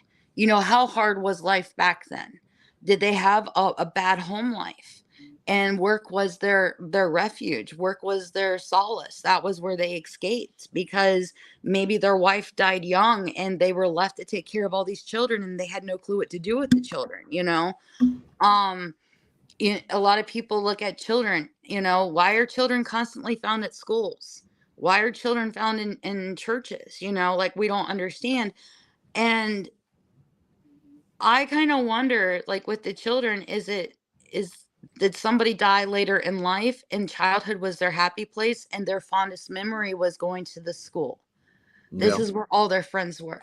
Well, that You kind know? of like makes you wonder too, like, can a person's energy haunt a location without that person being dead? I think so. They've had serial killers that have come across on EVPs that they've caught on camera, like their apparitions walking through, and the serial killer's locked up 3 states over. This Yeah. actually has been documented, and I can't remember the person's name, but as far as I know, it's actually happened with 2 different serial killers that have been caught on tape or on EVP at a location where they were known to have killed one of their victims. Yeah. So, it does. I think that when there is a horrific enough event, whether it's joyful or horrific, if you have a big life altering event happen, I think in that moment you can leave a part of yourself behind. You leave a trace of yourself. And like I said before, with it being spoken about so much, especially if you've got somebody who's going to the location not realizing, oh, the serial killer is actually still alive. They're Yeah. thinking the person's dead and they're trying to connect with that person. If they're getting an intelligent response, I wonder if it's something that's mimicking the person, for one. But two, if it's not getting a response, it's more residual where they're walking them walk the same path every day. I think that's a part of the energy that they've left behind. it could also be some type of attachment too. That's because if they say with the serial killers or stuff like that, they're like, oh, I had something come over me or something like that. What's to say it isn't like a demon or something that's attached to the person that made them do these crimes to begin with? Very true. I mean, look at The Devil Made Me Do It with Arnie. Yeah. Mhm. You know, um, he has he had no recollection whatsoever. And it wasn't until Ed and Lorraine got involved and they started digging deep into the situation and they found out that there was an attachment that was involved, and it was the little brother of his girlfriend. Like, they had to dig deep into it to find out exactly why it happened. But I mean, yeah, it's completely plausible that it could just be an attachment that Mhm. the person had, and that attachment maybe stays behind and is reenacting as the visual of the person that they overtook, so to speak. That's a good thought. Now, going back to where you say that people don't have to be dead, they can just have an energy imprint. In that sense, do you think it's possible that someone could do a routine thing enough that they could actually haunt themselves? I think you probably could. I mean, if you're getting up at the same time every day, walking to the bathroom, taking a piss, going to the kitchen, starting your coffee pot, going back to the bathroom, to start your shower, going back to the kitchen to grab your cup. I mean, you walk the same path enough. I wouldn't be surprised if you could scare the shit out of yourself seeing a glimpse of yourself or hearing yourself. I mean, Yeah. I think that's completely plausible. I mean, who's to say that that couldn't happen? I mean, I'm gonna have to nothing is try to out of test it. possibilities. I gotta come up with a way where I can haunt myself. If anybody can haunt themselves, Mikey, it's gonna be you. Oh yeah. Okay? I'm gonna say some creepy shit to myself. He's gonna go back in a year in the basement and be like, "You guys aren't gonna believe this shit." Yeah. Not only did I say that one word, but I did some really weird shit to myself.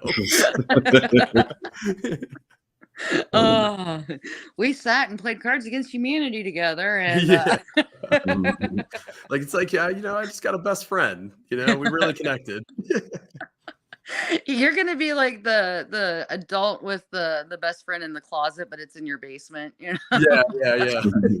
Everyone's gonna think I'm schizophrenic or something, but it's real. It's really there. We already do, Mikey. That's true. He's just bipolar. Don't mind him. What personality? Did you take your medicine today? That's all right. I'll attach to everyone. Just Mikey's probably one of the more normal ones in our group, honestly. I don't know. Yeah. Follow away.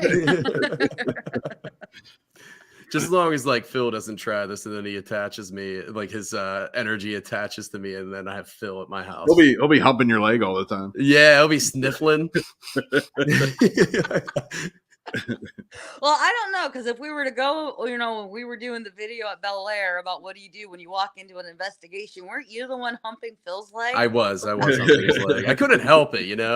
Usually, like it's Sean and his baby making calves. That's usually what I go to hump. But yeah, Phil's legs were looking pretty good. I mean, you just came into the party and just like you're like, you know what, we're going to do this. And we're going to do it right. Nah, that's one of my favorite locations. So I always get jacked when we go to the Bel Air house. I can see why. I remember us talking about it, and you were telling me how wicked of a location it was, and I'm like, oh yeah, this is going to be great. And now I'm like, that place is fire. Yeah. Absolute fire. I love Bel Air, that for sure.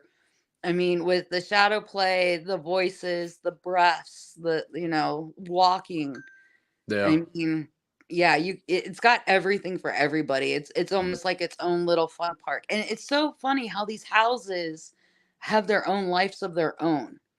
Yeah. When you think about it, like you've got the Monroe House, you've got Hinsdale, you've got Bel Air. These homes, like they have their own personalities, and it makes you wonder, is it from the spirits that reside, or is it going back to things being spoken into being? Is it all the people that go in and out and what they're leaving traces of themselves behind, or are they speaking things into being while they're there? Yeah. It just makes you wonder. That's a possibility too. Is just over the history, just all those people going in there, and usually it would result, in a residual haunting. But if there's enough energy that's possibly even residual, just mixing together, does it manifest something at that point that's intelligent? Yeah, I mean, because you got to think. I mean, going back to the cryptids that we're now seeing, actual videos, and people are going over these videos and they're like, I can't debunk this. Yeah. This you're not seeing a splice. I'm not seeing where this is edited. I've ran it through all this software. This is a legit video. We've got a freaking rake chasing a moose in Canada right now, or we've got Slenderman walking down the street in the freaking Midwest. It does make you wonder, if we can speak things into being enough, if we talk about it enough, if we pursue it enough. I mean, with Slenderman, I mean, look what happened with little girls up in Wisconsin. They tried to kill their best friend. When you've got something that's idolized, I mean, even to the point of attempted murder, you know, how much energy is being put into the atmosphere for that cryptid, for that spirit, for that haunting. w- is it going to manifest? Will it eventually manifest itself, you know? And especially like in these homes, you've got people that are coming in and staying not just for a night, but they're staying, you know, 2, 3 days. And then you've got YouTubers that go and stay for weeks on end sometimes, you know, because they're trying to, you know, do their TikToks and get enough content for YouTube for the next month.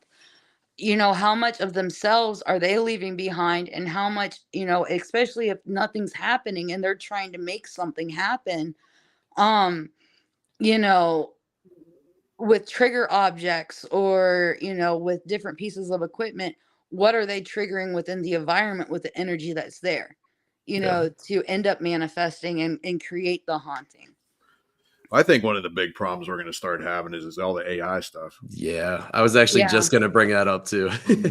Yeah, I mean, like, I know, because we just recently, last weekend, we went and investigated Stone Mansion, and Sean Austin came along with us. Mhm. And he has the AI on TikTok where, you know, you can take a picture and it's supposed to, Yeah, I you know, think he if used it. there's He used something. it Bel Air or Yeah, whatever. he was using Yeah, it he Bel used it Air. at Bel Yeah. Air too when we were in the attic. And you know, I find it fascinating because it's not supposed to create an image unless there's something for it to latch onto. Mhm. You know, I mean, how many times did he use that and nothing showed, and then he turn around and use it again and there's a person in the picture? You know, I Mhm. think he took a picture of one of the mirrors and it showed a little girl in the mirror or next to the Yeah. mirror. Coming when out, we were at coming out Bel of the Air. mirror. Yeah. Yeah.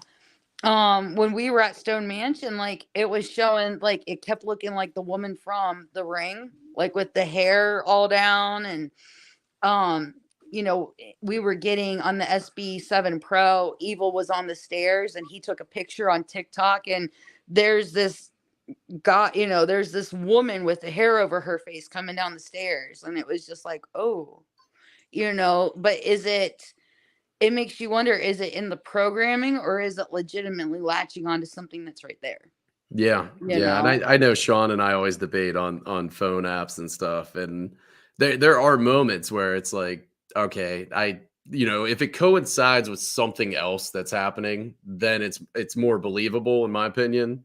But if it's not coinciding with anything, it's like, yeah, is this just an algorithm thing? Does it detect, you know, where we're at on the through the phone's GPS? And I know people still put it on airplane mode, but you know, is that foolproof? And even any of Yeah, the but why equipment. why would the phone even know this stuff too? Especially if you're just going to like a residential house, something Yeah, shows up in your house. yeah. The But I phone's not mean, gonna. other people may have used that app too and asked questions, and then it may. I don't know. I mean, I don't know how algorithms work. I don't know how any of that works. You know, I'm just a jag that's sitting in his basement talking to you guys. So I don't know. I feel like there's not even just the phone apps, just anything in general. The equipment that we use, there's always faults. You know, Yeah. there's with what you're talking about with the K2 meters. Mm. Same with the spirit box. It's very subjective at times, unless it comes in very clear. How dare you Yeah. talk down on your spirit box? I know, it's my favorite still. I still love it. But And you get people who, first timers, that, you know, like, this is where I think that Estes sessions can be real questionable, because look at radio bleed, yeah, you know, and it is so easy to misunderstand radio bleed for you hearing a voice. yep. And you know, I mean, we all have a favorite person that loves to quote us banking commercials, you know. Yeah. Oh, Phil and his Estes method. Well, talking about that, Steve, I'm glad you actually went back to this because I wanted to ask you earlier and I forgot. With you having twin brothers, if they ever did an Estes, do you think they would connect better since they connect like normally? Like, I think it would be cool to do a double Estes with twins. I think that would be amazing to Mm. see the I think that would be a great experiment to do.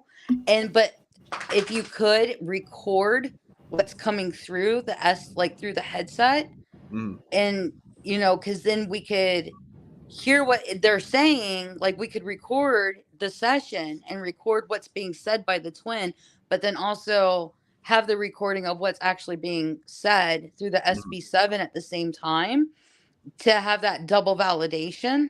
Yeah. You know, because I think that would be a very credible experiment to have done.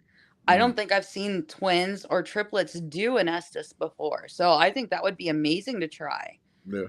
I've even wondered about like people like I always thought it would be really cool to see like get couples together, you know, and like have your couple that's been together for 15 years, 10 years, 5 years, 1 year, you know, like married, and then like have your dating couples or your engaged couples and like see the connection that they might have, because the longer you're with someone, the closer you're in living proximity with them, you Yeah. mimic each other, you know, like a twin would.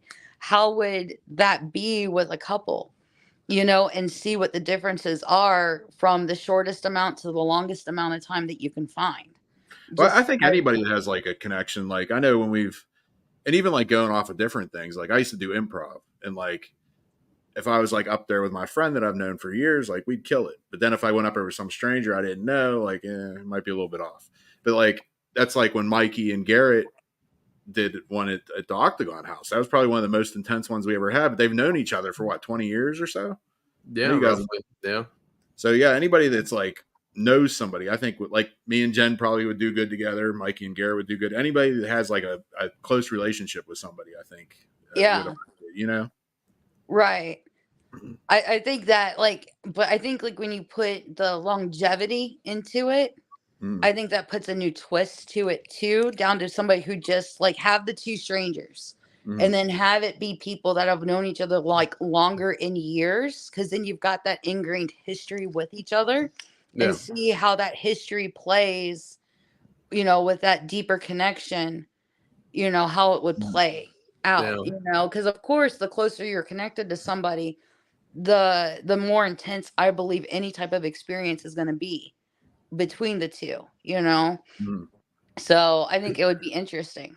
For The only sure. thing with that, with as far as the relationships go, if it's somebody that's, you know, a couple that's been together for 15, 20 years, there may not be as much passion as the couple that's, you know, newly together, because we all know how that goes. You know, when you're newly together, it's whoa, but then Well, like yeah, you're after in a your while, honeymoon stage. yeah, exactly. So I'm just wondering if that would play a part in it too, if it might be more intense with the new couple rather than the ones that have the deeper connection but less passion.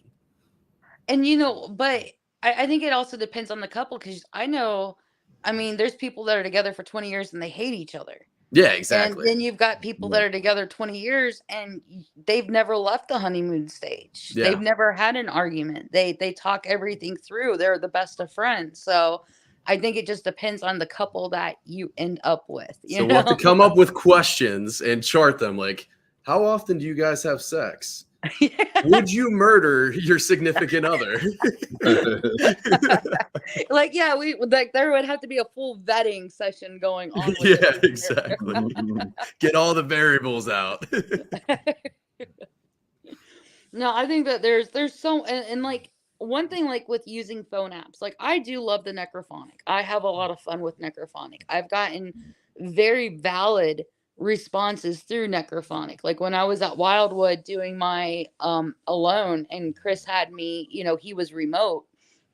I started off in the seance room using the boo box with the Necrophonic. And when I did my live, I was on a podcast with, I was on the round table on Sunday, and there a woman named Shayla, she's from Middletown Paranormal. Her and her husband were watching, and they knew that I had been at Wildwood. They happened to be at Wildwood like a couple of days after I was there. And she was like, I have to talk to you about Wildwood. She had a lot of like really weird things happened at Wildwood, and she was curious if they happened with me too. And one thing that came through on Necrophonic a lot was books. Come to find out, they had books come through a lot too. Now, what's interesting is where we were getting the word books, there's actually a room, like an old kitchen from when it used to be apartments, that is off the seance room. And it's got like the two Ouija boards in there. I'm pretty sure you guys know what room I'm talking about at Wildwood. Um, and but the kitchen counter that's right there, it's got stacks of books. So I'm wondering, and I forgot to go back and look at the stack, but I'm wondering what is in these stacks of books that we were both times told to go look at. Yeah. You know, like it's interesting how things come through. But with necrophonic too, like I know like Dustin Perry, Brian J. Cano, a couple other people, they're real big on setting passwords. You know, before you turn it on, set a password. And your password, if you can get your password to be said, like passwords are used to validate. If you're getting credible, like intelligent responses, you can then ask for your password to, and that's like an extra layer of validation. But what I like to do is when, um, before I even will turn the phone on, I make sure the phone's completely powered off. I will come up with my password. Sometimes I say it out loud, sometimes it's just in my head. And I will introduce myself to the spirits. I will say, this is my password. We're going to use it. Do I do it every time? No, because sometimes I forget. But, you know, and then I'll turn the phone on. And if I start getting the intelligent responses, then I'll be like, what's the password? And I've done that and I've gotten the password back as like extra validation. And what I like is that when I do it with the device completely shut off, nobody can say it heard you. It's not even on to hear me. Yeah. You know, so if it's completely off and I say this is the password and then I have to boot the damn thing on and I'm getting the password, that right there, you can't say like, oh, Facebook heard you. Like nothing's hearing me.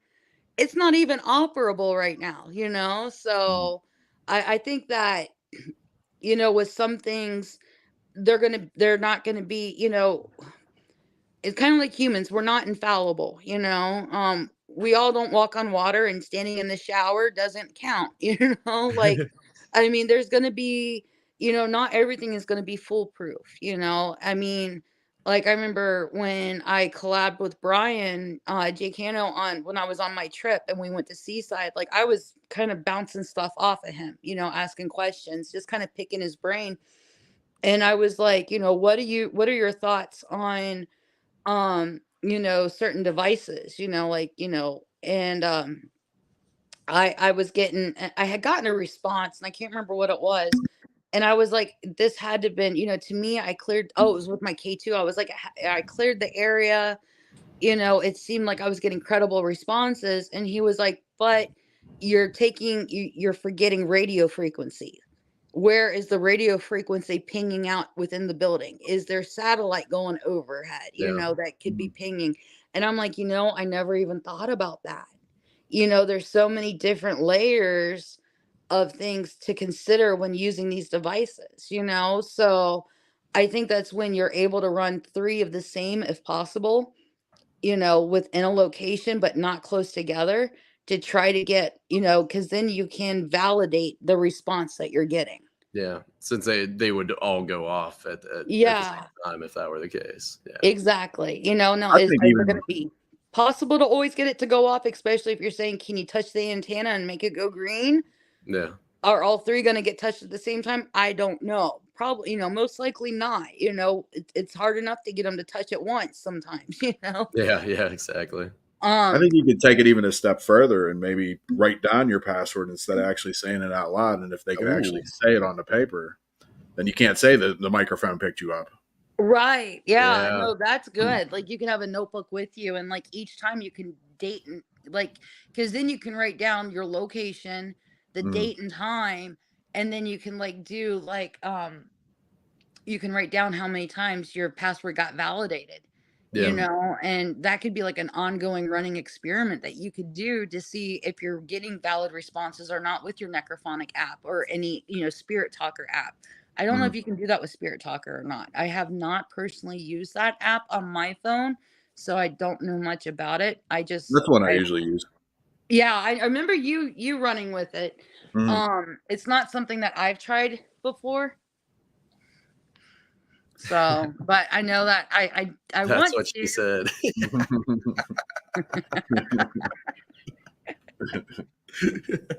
Yes, I did say that, Mecca.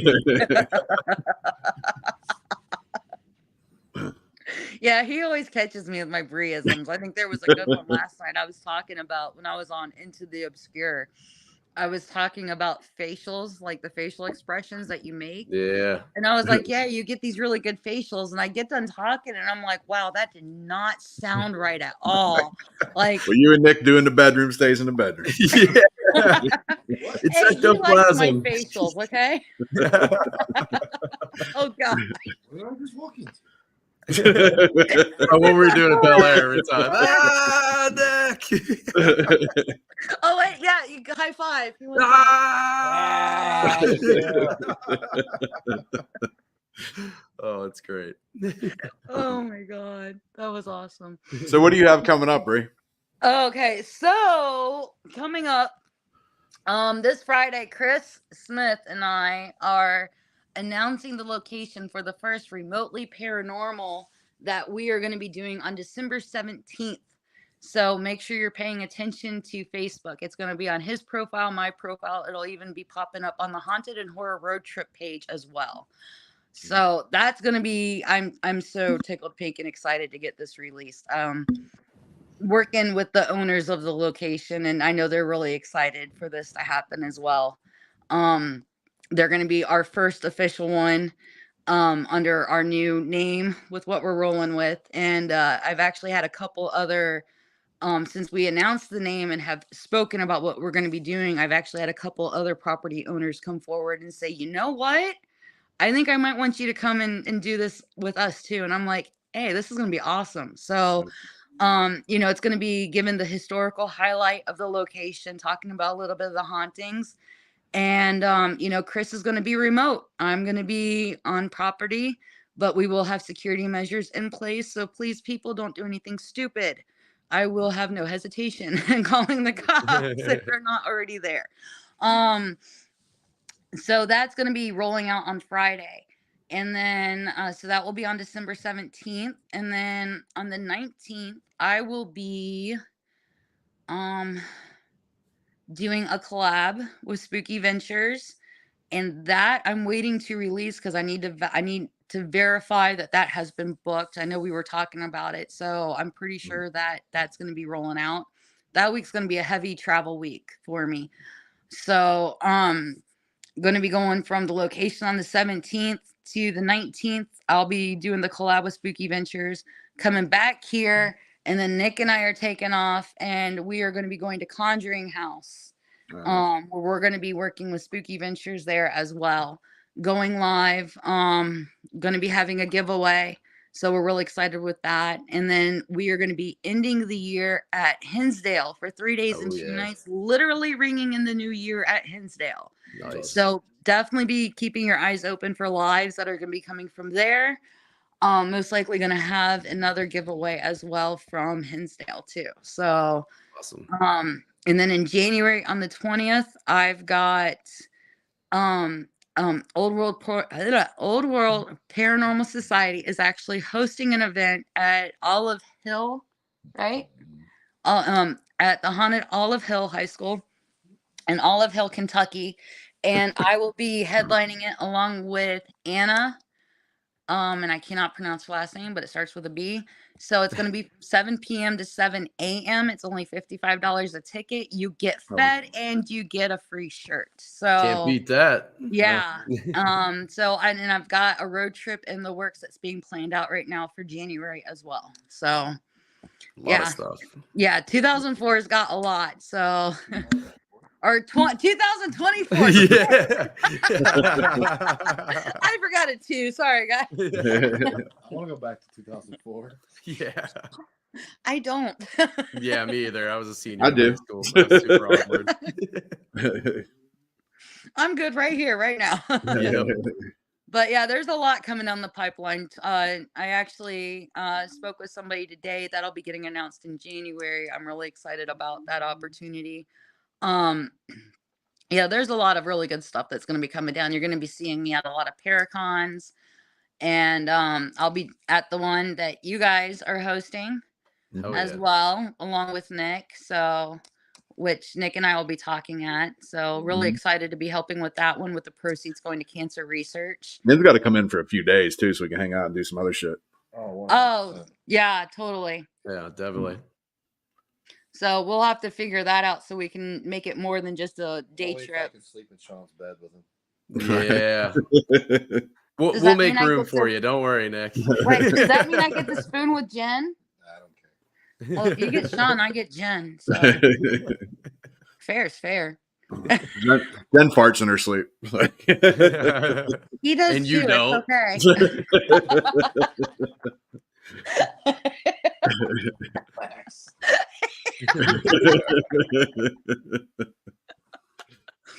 No, we'll definitely have to figure something out. That'd be awesome to be able to go out there for a couple of days and do some fun stuff together. For sure, for sure.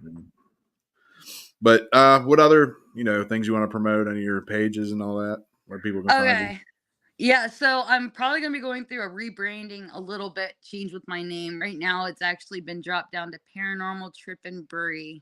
So it's too big. Paranormal Road Trippin' with Brie was just too big. I mean, that was like 3 sentences on a shirt, and I'm like, I gotta try to figure this out. So but you can find me on Instagram under Paranormal Trippin' Brie, on Facebook under Brie Hollingshead. And then on Twitter, YouTube, and TikTok, I'm under @BriesBabyBrie. And then you can also go ahead and look up Old World Paranormal Society as well. They've got a podcast.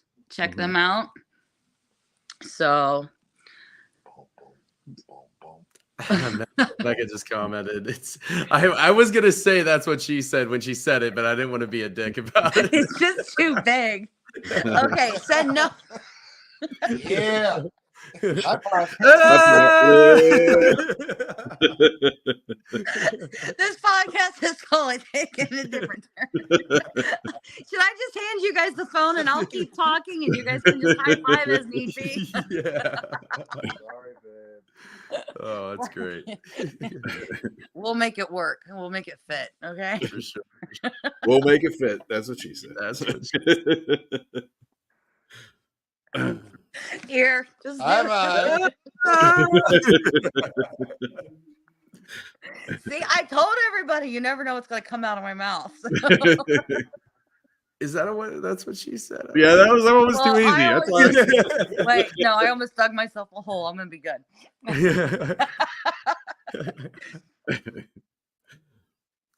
I'm really okay. Yeah. So yeah, we'll make it fit. Yeah. We'll make it fit. Kind of like jumping up and down in your pants. Yeah. Oh, that's great. Is this a family show? Did I just totally screw up your Oh, it's such a fucking family show. You have no clue. All kinds of fucking families tune in. Everybody, you never know what's coming out of. Okay, like seriously, Mecca, I'm trying here to be good. It was better than what's going in. Okay, I like to swallow, so stop. All right. Oh jeez. Oh jeez. Nick, where you at? Oh, okay, I think I've hit every shade of red known to man that a person can taste. Like my neck is even red. Jesus. We turned her into Neck a is redneck. like, I can't You just even had to fight hang that out with some one, start Pittsburgh touching guys out. for a little bit. But yeah, go ahead and also check out Old World Paranormal Society. So, and anybody who's watching that hasn't checked out Bump in the Night Society, please check out my great friends. Check out the Paracon that they are putting together. Do you want to give the info for all of that? Because I don't know it off the top of my head right now. That's all you, Sean. April 24th, I think. Pretty sure that's what the date is. Yeah, we'll be in something Pittsburgh. like that. We'll have a couple speakers, we have a sideshow act that's going to be performing too. Just have a couple ghost hunts at a couple different buildings and that, and I don't know, be a good time. It's gonna be awesome. Plus, you get yeah. to see Nick and I try to fight over who's going to talk for most of the 30 minutes that we got. So There you go. yeah, we might be on stage arm wrestling. Who knows? We'll throw down. Wait, that doesn't. Yeah. That doesn't. No, that one was fine. That one was fine. I don't think you can make an innuendo out of that. Possibly. We're not doing that. No, that's all right. And people, this is why I am your favorite investigator. Because yeah, you never know what's gonna happen with me. But we want to thank you for coming on, Brie. Yes, thank you so much. Thank you so much for having me. I appreciate it. This was For a sure. great way to see you guys again and say hi and chit chat, get to know each other a little bit better. So For love sure, it. for sure. Thank you so much. We all got to hang out pretty soon again sometime too. Oh yes, definitely. We got to make that happen before April for sure. We got to plan something. That'd be fun. Definitely agree. 100%. Uh-oh. I don't know if you heard him. He says 100%. Well, I think you cut out there for 1 second. Now Yeah, the I'm like, screens wow, are I'm flip on flop. Yeah, that's what she said. That was another one. She was just like leaving. She was like, "The hell with it, I'm out." Yeah, she's like, "All right, see ya."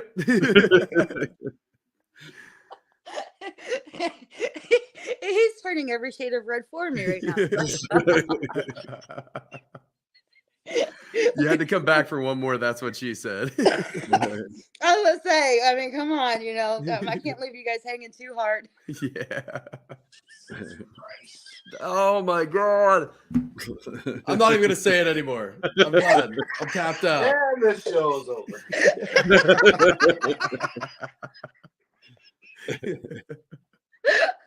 Oh my god. Oh, well, thank you guys so much for having me. I appreciate it. And these laughs, and we will definitely be in touch. We got to figure something out for all of us to do ASAP. For sure. For sure. For sure. All right, and don't forget, everybody needs a little bump in the night. Oh yeah, gotta have your bump in the night, baby. That's what she said. Thanks for watching. And don't forget, you can find us here, and here, and here. Don't forget, everybody needs a little bump in the night.